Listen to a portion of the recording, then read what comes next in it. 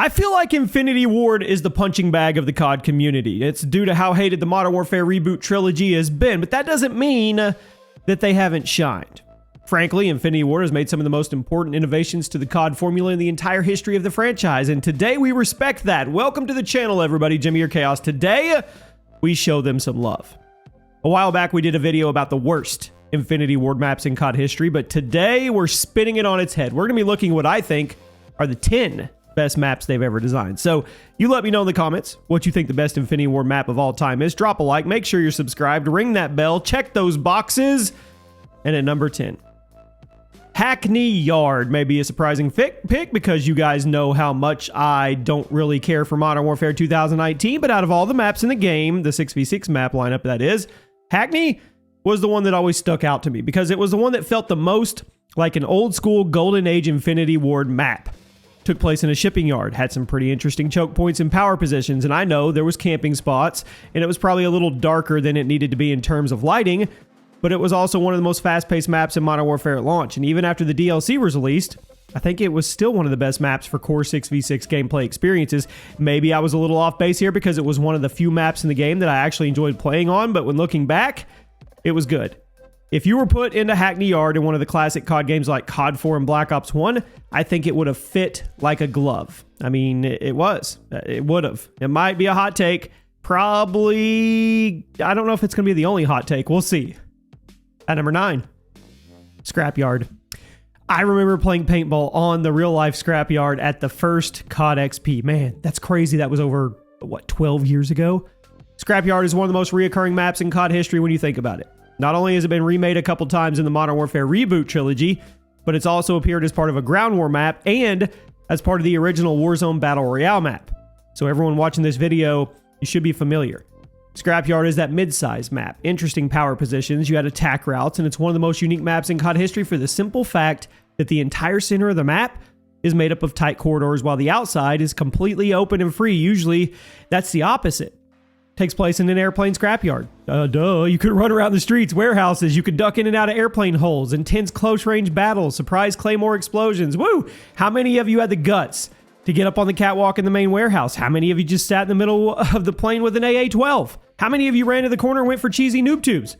Scrapyard was awesome. I love the fact that it's been kept alive with all the remakes throughout the years. At number 8 today is Backlot.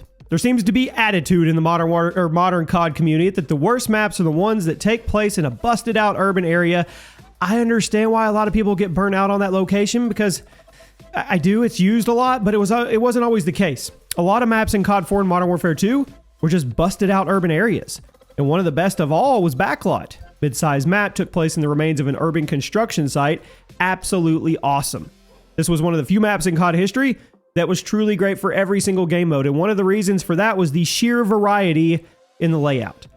Any playstyle could thrive. If you wanted to take it slow and snipe, you could. There was tons of second story windows and vantage points for you to capture. If you wanted to be aggressive and rush, you could. You could stick to the alleyways and the corridors. If you wanted to be somewhere in the middle, you could do that as well, as long as you knew how to stay hidden from all the other two playstyles. Backlot was a top tier map back in COD 4. It was unfortunately ruined by the Modern Warfare 2019 remake, which not only added a bunch of doors, but it also added a bunch of dead space on the outskirts of the map that completely screwed up the flow. Classic Backlot, 2007 Backlot, is amazing. Really wish it would have been ported 1-to-1 into Modern Warfare, but whatever. At number 7, Shipment OG. I know a lot of people absolutely hate Shipment today. It's fair, but the original Shipment from 2007, it's special. It's worthy of a spot. Small but insane. Also controlled and predictable, which is something that other versions of Shipment just can't say. Whenever Shipment popped up in the pregame vote, you got super excited because you were about to get more XP in a single match than you could anywhere else, and you were going to have some insane fun while doing it. Despite being small and hectic, the spawns on OG Shipment never felt super unfair or unbalanced, which is kind of insane when you consider the fact that this was a brand new style of game that Infinity Ward was making at the time, and frankly, without Shipment in the cage match playlist, we probably never would have gotten the culture of sniper 1v1s that Call of Duty is known for. Not only is Shipment part of COD history, it's also just a really well-designed map, at least the 2007 version is. I think it deserves to be here. You may hate all the redesigns and the remakes that have been thrown at us over the last few years, but the OG Shipment is a classic and for a good reason. Did you get to play on it? At number 6, Showdown. Now, this might not be one you'd expected to see, but I always thought Showdown was one of the most underappreciated maps in the original Modern Warfare. Took place in a public courtyard, had an important part in the early moments of the campaign, but it was reworked into this crazy battle fight arena for the multiplayer, and I think it had some of the most unique gameplay out of all the maps in the game. Now, when I say an arena, I mean it.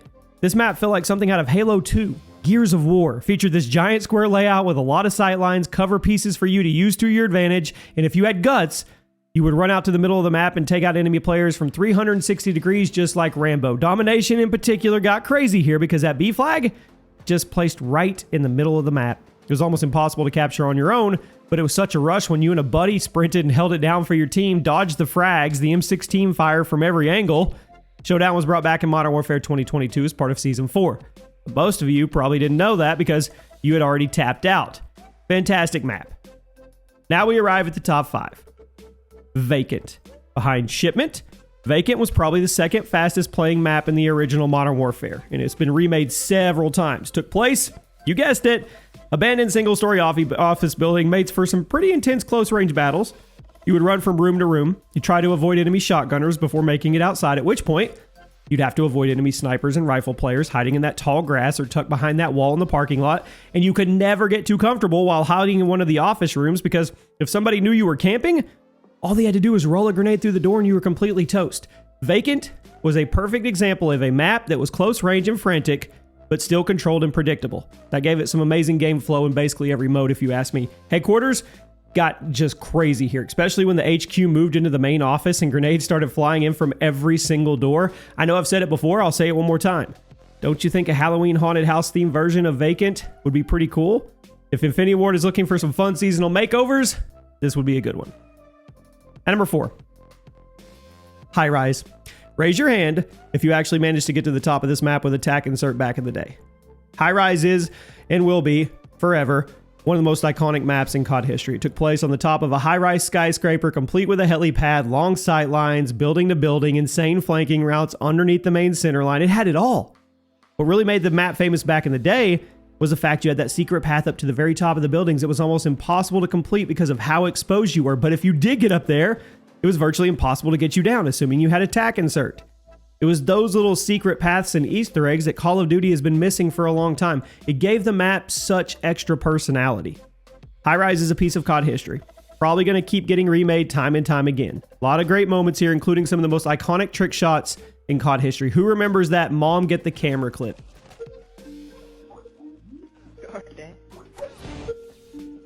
Oh! Oh my god!